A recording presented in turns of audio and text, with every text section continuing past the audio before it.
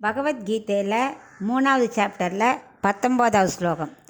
தஸ்மாத் அசக்தஹ சததம் காரியம் கர்ம சமாச்சர அசக்தோ ஹ்யாச்சரன் கர்ம பரமாப்னோதி பூருஷக. இப்போ இதுக்குள்ளே அர்த்தத்தை பார்க்கலாம். எடுத்தவுடனே தஸ்மாத் அப்படிங்கிறார். தஸ்மாத்னா ஆகையினால. என்ன ஆகையினால? முன்னாடி 2 ஸ்லோகம் கர்மயோகம் பண்ணித்தான் ஆகணும்னு ஒன்று சொன்னார். அப்புறம் ஞான யோகிகள் கைவல்யார்த்தி ஆத்ம தர்ஷனம் கிடச்சதுனால அவள் கர்மயோகம் பண்ண வேண்டாம் சொன்னார் இல்லையா? ஆனால் இங்கே என்ன சொல்கிறார்? நீ கர்மயோகம் பண்ணித்தான் ஆகணும். ஏன்? உனக்கு இன்னும் ஆத்ம தர்ஷனம் கிடைக்கல. அது நீ மட்டும் இல்லை, யாருக்கெல்லாம் ஆத்ம தர்ஷனம் கிடைக்கலையோ எல்லாருமே கர்மயோகம் பண்ணித்தான் ஆகணும். அதுலேருந்துலாம் விட முடியாது.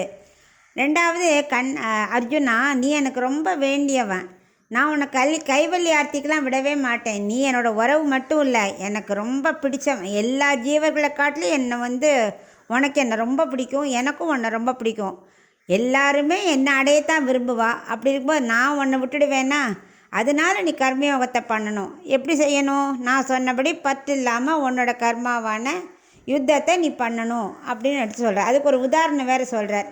என்னென்னா, இப்போ சங்கீதம் கற்றுக்கிறா, முதல்ல சாதனை பண்ணணும், பயிற்சி பண்ணின்னு இருக்கணும். அந்த நிலையில் இருக்கும்போதே எடுத்த உடனேயே ராகம் ஸ்ருதி தாளம் இதெல்லாம் தெரிஞ்சிக்காமல் டைரெக்டாக கச்சேரி பண்ணுறேன்னு நம்ம மேடையில் ஏறி உட்கார முடியுமா? முதல்ல பேசிக்காக அதுக்கு என்னெல்லாம் தேவையோ நன்னா பழகணும். முதல்ல பயிற்சியை நன்னா எடுக்கணும். அது மாதிரி நீயும் கர்மயோகத்தை விடாத பண்ணணும்.